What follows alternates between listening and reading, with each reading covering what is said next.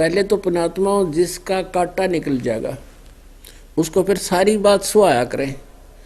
तो शारदा ने सारी बात समझ ली, 2-3 सत्संग लगातार सुने, परमात्मा का काफी संग किया, जहां भी सत्संग होता वहां पहुंच जाती थी। अब उसको पूर्ण विश्वास हो गया कि ये संत जो वचन कह रहे हैं वो सारी सत्य है, क्योंकि वो वेदों पुराणों से भी परिचित थी। और परमात्मा ने बताया कि ब्रह्मा विष्णु महेश ये नासवान है और इन्हीं की स्टीम लिखा है, देवी भागवत में प्रमाण है, 3रे स्कंद के 123 पृष्ठ पे, गीता प्रेस गोरखपुर से प्रकाशित। और ब्रह्म परब्रह्म क्या तो उन्हें पता ही नहीं था, फिर वो सारी साची लागी जब प्रमाणित हो गया। उसके बाद शारदा ने अपने पुत्र सर्वानंद को कई बार समझाने की चेष्टा की, बेटा तेरे को वेद ज्ञान नहीं है। अब सर्वानंद हंसकर टाल जाता, माता जी आपको क्या पता, आपने बड़ा विद्वान पुरुष हो, सबको पराजित कर दिया है। तो एक दिन सर्वानंद के मन में क्या इच्छा हुई, यानी सर्वानंद अपनी माँ की बातों को टाल देता था, उसको नाराज भी नहीं करता था और ये भी नहीं पूछा कभी कि तेरा गुरु कौन है। ये कहती रहती थी बेटा तू उपदेश ले ले, मैं ठीक होगी, मैं स्वस्थ होगी, बड़े संत आए हैं, परमात्मा हैं, लेकिन वो टाल जाता था। और शारदा बड़ी दुखी होती थी, देख काल के मुंह में जाएगा ये मेरा लड़का, बड़ा फिर विद्वान, 4 वेद गोट लिए और कह पता नहीं इनको वेदों में लिखा क्या है, गोटने से थोड़ा इसमें क्या लिखा है समझना चाहिए, नहीं मान रहा था। एक कहानी सुनाता हूं आपको, कबीर दास जी की कहानी, बड़ी फेमस कहानी सर। बनारस के एक बहुत बड़े विद्वान थे पंडित देवदत्त, शास्त्रार्थ किया, पूरे भारत के विद्वानों को हरा कर लौट कर आए पंडित देवदत्त। तो जब लौट कर आए तो उन्होंने अपनी मां से कहा कि देखो प्रॉपर आईएएस फर्स्ट रैंक। उनकी मां ने कहा हम ना मानते। बोले क्यों, ये सर्टिफिकेट गवर्नमेंट ऑफ इंडिया पहली रैंक है आईएएस में। अरे बोले सब सर्टिफिकेट किसी और को दिखाओ, चलो हटो। तो उन्होंने कहा कि क्यों, बोले यहां एक जुल्हा रहता है कबीर, तुम उसको हरा के दिखाओ। बोले कबीर, हाँ बोले जुल्हा रहता है वहीं आगे कहीं सड़क के उस पार रहता है कबीर, तो उसको हरा के दिखाओ। अरे बोले जुल्हा अभी हरा के आते हैं। लेकिन सर्वानंद के मन में आया कि मैंने सभी अपने साथ के सभी विद्वानों को पराजित कर दिया, मैं अपना नाम सर्वाजीत रखवा लेता हूं अपनी मां से कह करके, तो सबको ये पता लग जाएगा। सर्वजीत माने सबको जीता हुआ, यानी सब पर विजयी। एक दिन उसने अपनी माता से कहा सर्वानंद ने कि माता जी मेरा नाम आप सर्वाजीत रख दो, मेरा नाम बदल दो, चेंज कर दो। माँ ने कहा बेटा सर्वानंद के बुरा नाम है, ये भी तो बहुत अच्छा नाम है। तब उसने बताया कि माता जी मैंने सब विद्वानों को पराजित कर दिया है, सब पर विजय पाली है, और मैं चाहता हूँ मेरा नाम सर्वजीत रख दो, सब ने पता लग जाए कि ये हो सर्वजीत जिसने सबको जीत लिया। तो उसकी माता कहने लगी बेटा तू मेरे गुरु को पराजित कर दे, मैं तेरे को सर्वजीत नाम रख दूंगी बेटा, नहीं तो मैं तो ना रखूं तेरा नाम सर्वजीत। उसने पूछा कौन है आपका गुरु, कि वो कबीर, परमेश्वर कबीर देव, कबीर जी।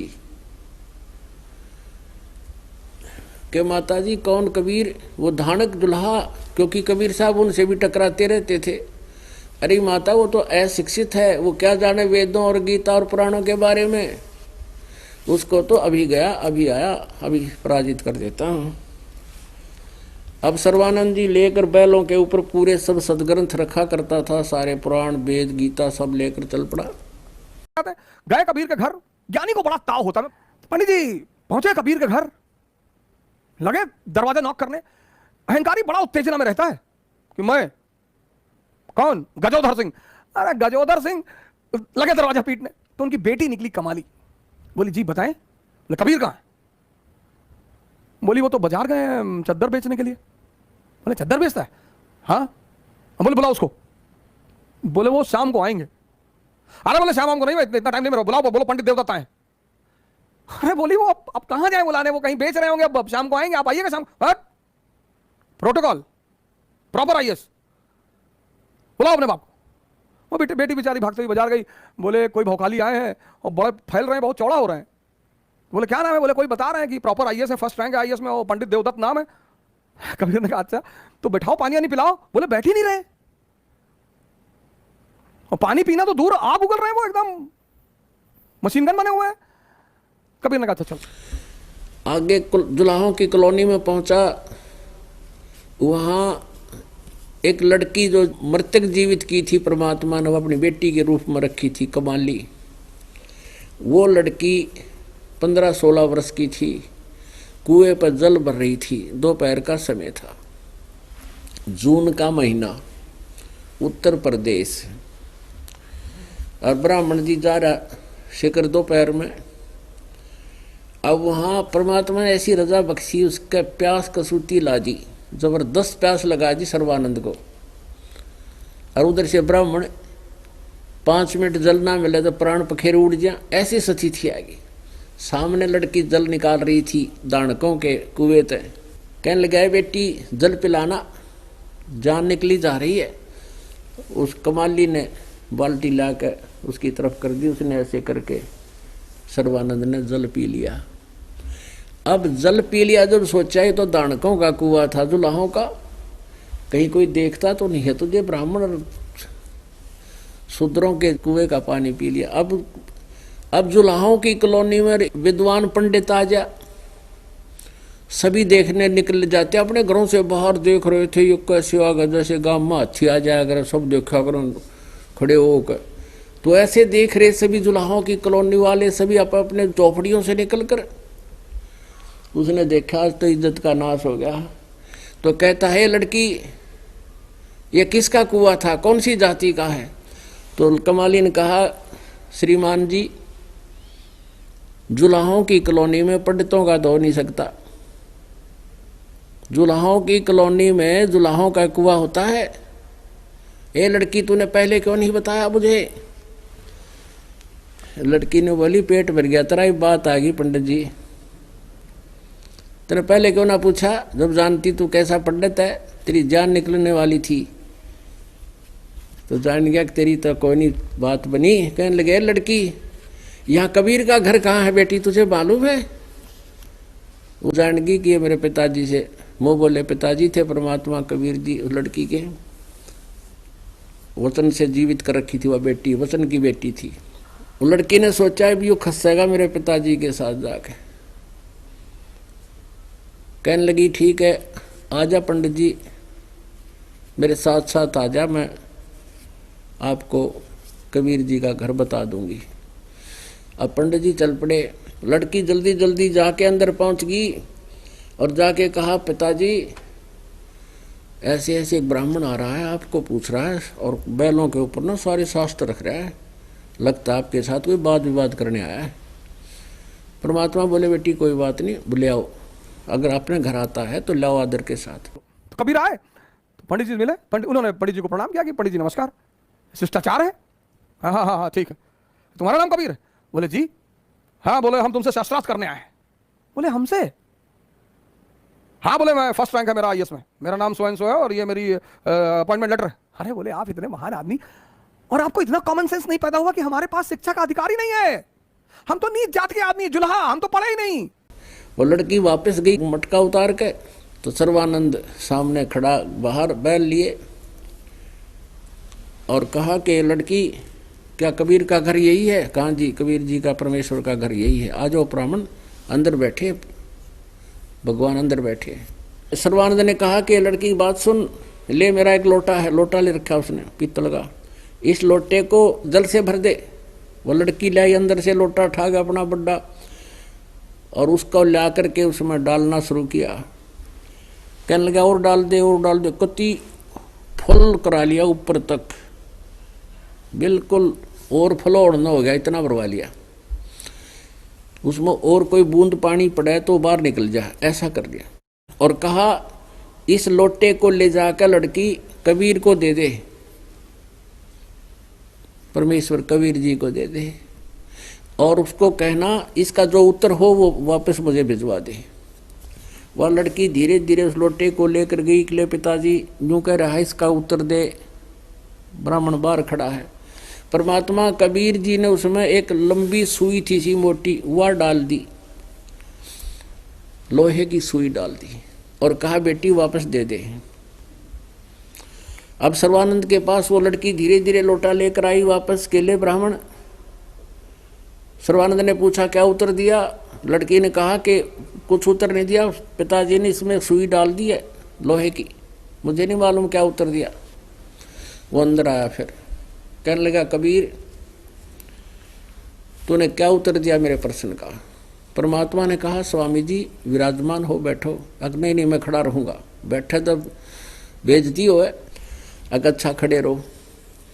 क्या प्रश्न था आपका? सर्वानंद जी ने कहा कि मेरा प्रश्न ये था कि मैं ज्ञान से ऐसे परिपूर्ण हूं जैसे ये लोटा लबालब भरा है जल का, और इसमें जरा सा भी कोई एक बूंद पानी का नहीं समाएगा, वो बाहर पड़ेगा। यानी तेरा ज्ञान मेरे अंदर समाएगा नहीं, मैं ज्ञान से परिपूर्ण हूँ, वाद विवाद करने की जरूरत नहीं है। और मैंने ऐसे ऐसे अपनी माता से सर्वाजीत नाम रखवाना था, उसने कंडीशन रख दी है कि मैं आपसे शास्त्रार्थ करके आपको पराजित करके आऊँ और फिर अपना नाम बदलवाऊँ, मेरा इतना उद्देश्य है। अब तेरा ज्ञान मेरे में नहीं समाएगा और मैं चारों वेदों का पुराणों का ज्ञाता हूँ, मेरा ये संदेश था तेरे को। अनपढ़ से कैसे शास्त्रकार करोगे सरकार? बुद्धि मर गई आपकी। तो देवदत्त को लगा कि हाँ यार बात तो सही कह रहा है, ये तो पढ़ा लिखा है ही नहीं, इससे मैं बहस कैसे करूंगा। परमेश्वर बोले मेरा उत्तर सुन ले क्या था? मेरा उत्तर ये है कि जैसे ही तेरे लोटे में और जल डाल देते बाहर गिरता, तो मेरा ज्ञान ऐसा वजनदार है जैसे मैंने सुई डाल दी इसमें, या सुई तेरी लोटे के तली में बैठ गई, तेरा पानी बाहर निकल गया। मेरा ज्ञान ऐसा है तेरे सारे थोथे ज्ञान ने बाहर काट देगा और तेरी छाती में बैठ जाएगा जाके, वो ज्ञान है मेरा।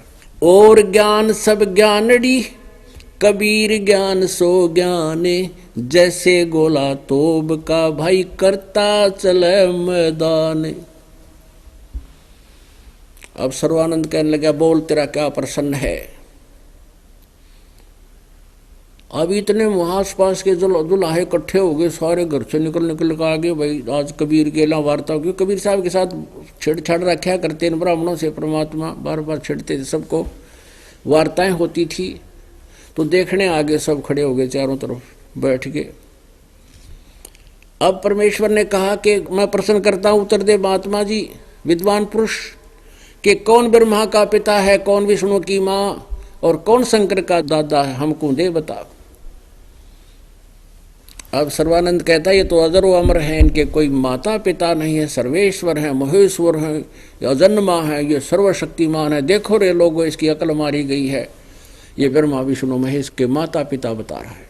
तब परमेश्वर ने कहा सर्वानंद आप शास्त्रार्थ करने आए हो तो शास्त्रों का आधार मानो। हाँ जी बोलो।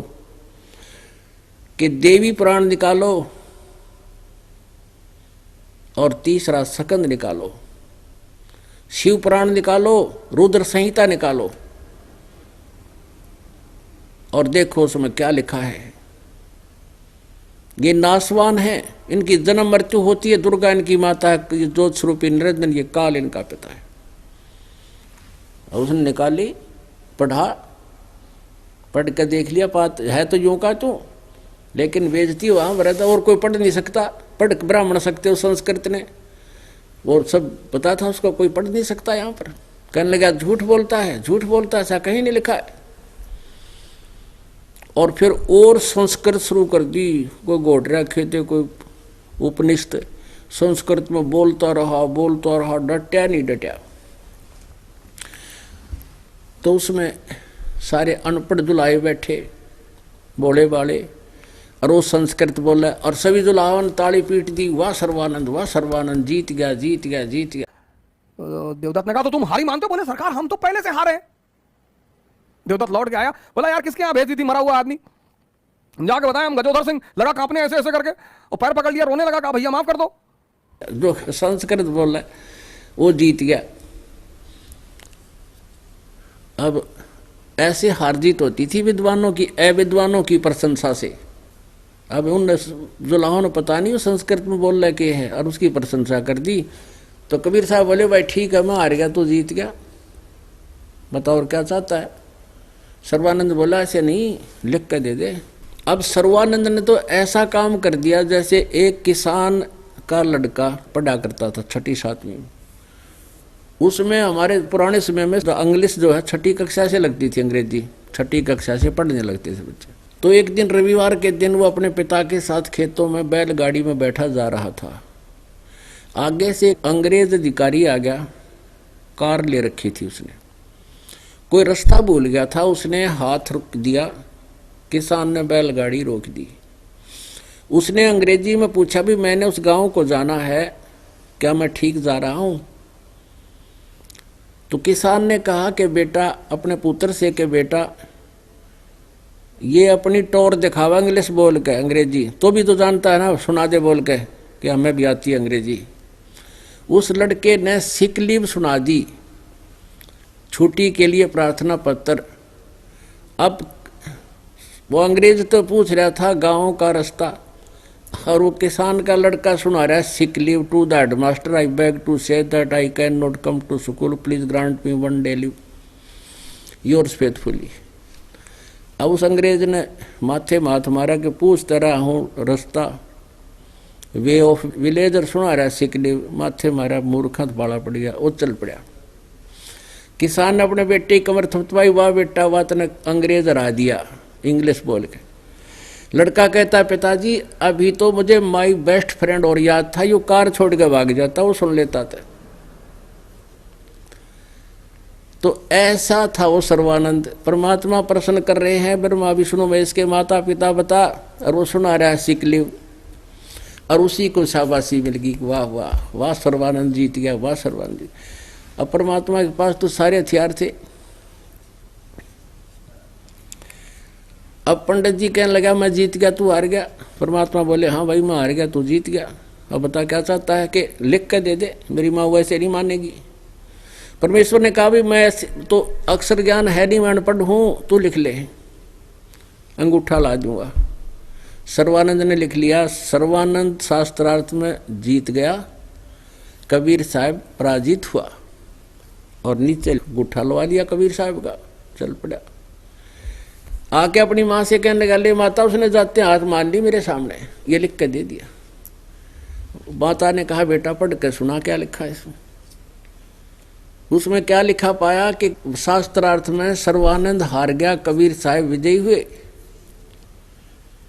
अब उसकी माँ ने कहा अरे तू हार का है, तो कहता नहीं माता जी मेरे लिखने में गलती रह गई, फिर लिखवा के लाता हूँ। फिर उसकी माँ ने कहा मैं ना मानती, लिखा के लाओ। ऐसे तो ना मैं मानूंगी, लिखा के लाओ, लिखा के। फिर आए पंडित जी, बोले लिख के दो। बोले पंडित जी आप कुछ प्रॉब्लम है आपको, जब मैं पढ़ा नहीं तो लिखूंगा कैसे। फिर इनको बड़ी बेइज्जती महसूस हुई कि हाँ यार पढ़ा तो है नहीं। तो पंडित उन्होंने कहा आप लिख लो जो आपको लिखना हो। तो उन्होंने लिखा एक कागज पे कि मैं कबीर पंडित देवदत्त से शास्त्रार्थ में हार गया। बोले इसमें दस्तखत कर दो। अरे बोले भैया दस्तखत ना हो पाएगा, अंगूठा लगा देते हैं। बोले हाँ लगाओ लगाओ, जो भी लगाओ अंगूठा लगाओ। तो लगा के अंगूठा वो लेकर आए और कागज दिया अपनी माँ को, कहा ये देखो अब मानती हो। तो माँ ने कागज पढ़ा तो उसमें लिखा था कि मैं पंडित देवदत्त कबीर से शास्त्रार्थ में हार गया। तो माँ हंसने लगी, बोली मुझे तो पता था कि तू हार जाएगा। पंडित जी बड़े सख्ते में आ गए, बोले अरे तो प्रिंट लिखवा गया। दूसरी बार फिर गया, लिखवा लिया, लिखवा कर सही लावे, वहां के पढ़े उल्टा पावे। सर्वानंद हार गया, कबीर साहब जीत गए। अब सच्चाई तो थी आए। उसकी माँ बोली रे तू नींद में है क्या? कहा माँ मैं नींद में हूँ, अब के लिख के लाऊंगा ठीक। और फिर लिख के लाया, वही लिख के तो ठीक ही लाया था, कोई बालक थोड़ा ही था वो। और आके उसने सोचा कि बिजली पड़े है, माँ के पास जाते ही ये उलट सुलट हो जाए, मिस्टेक हो गया। फिर भाग के आए तो कबीर ने कहा यार एक काम करो 10-12 पेज में लिख लो, हम सब में अंगूठा लगा दे, बार बार आके परेशान ना करो, हमको चद्दर बेचने होता, खाने का टाइम है यार। तो पंडित जी 2-4 कागज में लिख लिया कि हम लिख के अंगूठा लगवा लिए। तो जितने कागज में लिखे लाके अपनी माँ को दिए कि साहब ये है। और हर कागज में लिखा हुआ था मैं पंडित देवदत्त कबीर से शास्त्रार्थ में हार गया। मामला बड़ा गंभीर हो गया। उस घर में प्रवेश करते करते उस पर नजर नहीं हटाई। माता जी सुनाओ सुनाओ। कहा भाई सुना। वो सुनाने लगे, वो अक्षर चेंज हो गया, उसकी आँखें का गए, वो तो मुंह खुला का खुला रह गया। उसकी माँ बोली रे बोलता कोई ना, पढ़े। बैठ गया नो का नो। वो तो एकदम अचंभित हो गया कि वो तो पहले तो सोचा था गलती लागी हो शायद मेरे, तो आँखा का आगे उलट पुलट होते दिखे, पेट पकड़ के बैठ गया, कलेजा पकड़ लिया। उसकी माँ बोली रे क्या हो गया बेटा बोल, वो तो है विद्वान है। तब उसका पसीना आ गया, पानी पिया एक गिलास खूब। राजा के पास पहुंचा, सुल्तान दिल्ली सुल्तान के पास मसला पहुंचा कि देवदत्त ने कहा कि पंडित सरकार ये तो बड़ा जो बेईमान आदमी है, ये कुछ तंत्र विद्या जानता है सरकार, मैं लिखता कुछ हूं लिख कुछ और जाता है, कहे मेरे सामने लिखो। तो पंडित जी ने लिखना शुरू किया कि मैं पंडित देवदत्त कबीर से हार गया। सुल्तान ने एक बार तमाचा खींचा, खुद ही गलत लिख रहे हो। तो उसकी मां हंसने लगी, बोली तू कब समझेगा, तेरा अहंकार तेरी आंखों पर पर्दा डाल चुका है। और तब उसकी माँ बोली बेटा भगवान आ रहे हैं वह, और तेरा कल्याण हो जाए बेटा, मेरी आत्मा रो रही है काफी दिनों से, तेने क्या खाएगा पता नहीं वेदों और गीता और पुराणों का, हर विद्वान पाक रह क्यों दुनिया को भ्रमित किए बैठा है। सिर पकड़ के बैठ गया और ने बोला माता जी सही कह रहे हो आप। ये होती है समझदारी। वो तो विद्वान के, वो तो भगवान आ रहे हैं माता, सारे वेदों सदग्रंथों को जानते हैं, लेकिन मैं अपने अभिमान वश मान नहीं रहा था माता जी। आज इस लीला ने मेरा जो है ना भ्रम तोड़ दिया, और माता मुझे उपदेश दिला दो, मुझे शर्म लगेगी अकेले के जाते हैं, आप मुझे साथ ले चलो। अब सर्वानंद को उसकी माँ लेकर गई, गुरुदेव के चरणों में डाल दिया, बेटा मेरी आत्मा खुश हो जाएगी, तेरा कल्याण हो जाएगा, नाम ले लिया। अब उसके बाद बाकी ब्राह्मण वर्ग उस सर्वानंद के विरोधी हो गए, तन तन नाक कटवा दी, इसको जाते घेर दो, देख काल के दूतों का कैसा खेल। लेकिन सर्वानंद नहीं मान्या उनकी, ना उनकी माँ मानी, जाते गए कित्तत घेर दो हमने, अब तो भगवान मिल गया। तो परमात्मा कहते समझा है तो सर दर पाओ और नहीं रे सदा। बोलो सतगुरुदेव सत साहिब।